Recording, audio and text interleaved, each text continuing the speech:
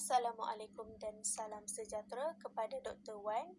Saya wakil dari kumpulan Nur Sajat.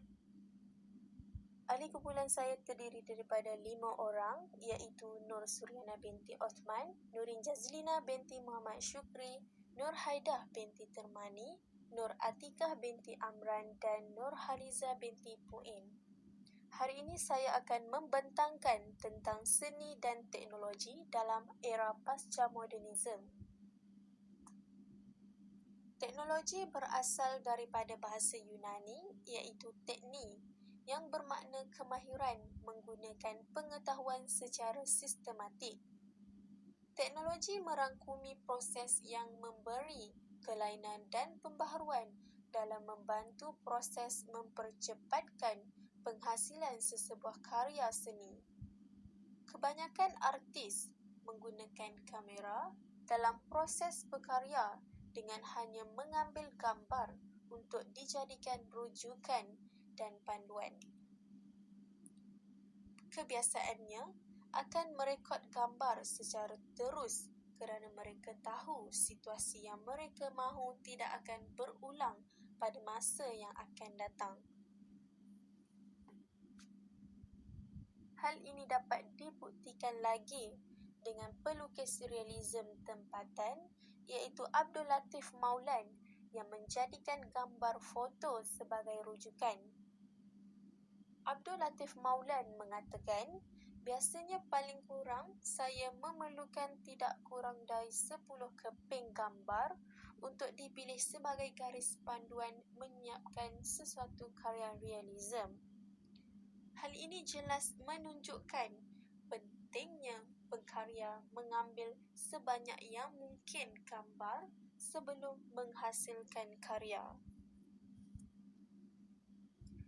Seterusnya, fokus utama dalam era pasca modernisme.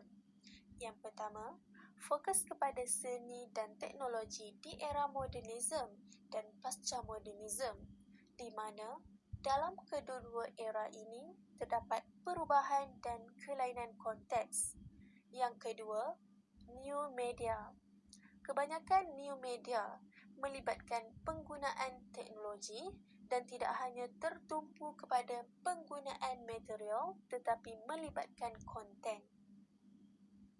Yang ketiga, mengenal pasti dan menganalisis teknologi. Ianya supaya dapat membezakan modernisme dan pasca modernisme dalam era tersebut. Yang keempat, kepentingan seni dan teknologi. Ianya bagi melihat kepentingan sesuatu karya dihasilkan dari segi mesej dan keseluruhan karya. Yang kelima, jenis-jenis teknologi seperti seni cahaya, seni bunyi, seni video dan sebagainya. Hal ini untuk melihat kepentingan jenis teknologi yang digunakan. Yang terakhir, kepentingan persembahan karya kepada masyarakat. Sebagai contoh, karya yang dihasilkan dapat memberi kebaikan atau faedah kepada masyarakat. Hal ini juga dapat menunjukkan istilah baru kepada masyarakat kerana di era pasca modernisme tidak tertumpu kepada penggunaan objek dan fungsinya tetapi mengatakan sesuatu objek yang digunakan mempunyai fungsi yang lain dan makna yang lain.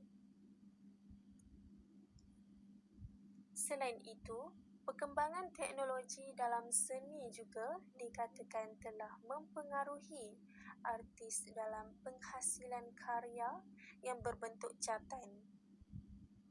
Perkembangan tersebut turut menyebabkan kekeliruan iaitu dari perkembangan teknologi dan seni kerana terdapat kenyataan bahawa seni dan teknologi berkembang secara seiring dan saling memerlukan.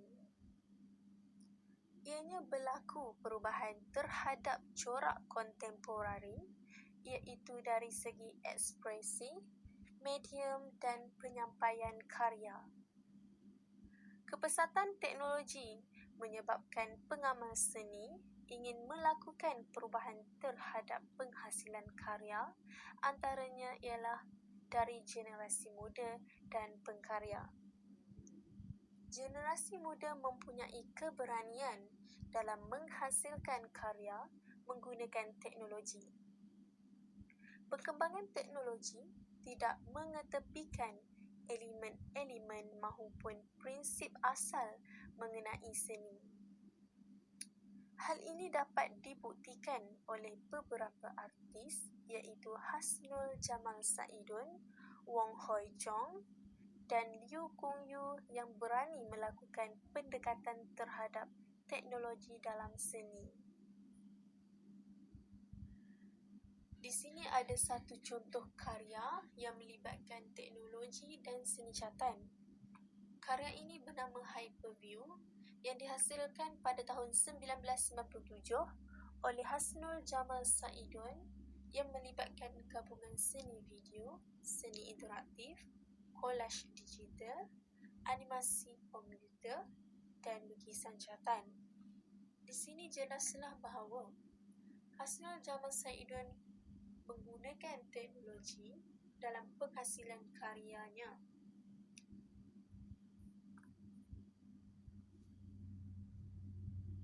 Di samping itu, terdapat juga pendapat yang dinyatakan oleh Badrul Hisham Muhammad Tahir pada tahun 1999 yang menyatakan teknologi sudah mula mempengaruhi pengkarya dalam menghasilkan karya yang berbentuk catan, tetapi tetap wujud kekeliruan antara perkembangan teknologi dalam seni. Karya di bawah ini menunjukkan karya N.P. Smith yang diberi nama Robot Animal Sculpture All yang merupakan arca elektronik yang menggunakan tenaga elektrik atau motor. Penjanaan kuasa dalam karya ini dapat membantu menggerakkan arca tersebut. Hasil kemajuan seni dan teknologi menyebabkan pengkarya menggunakan komputer atau alat kawalan yang mampu mengawal pergerakan arca tersebut. Di sini dapat disimpulkan bahawa teknologi dalam seni adalah sebagai alatan dan objek seni. Oleh itu, teknologi melahirkan kemungkinan baru dalam pengucapan dan pengertian sebenar seni tampak.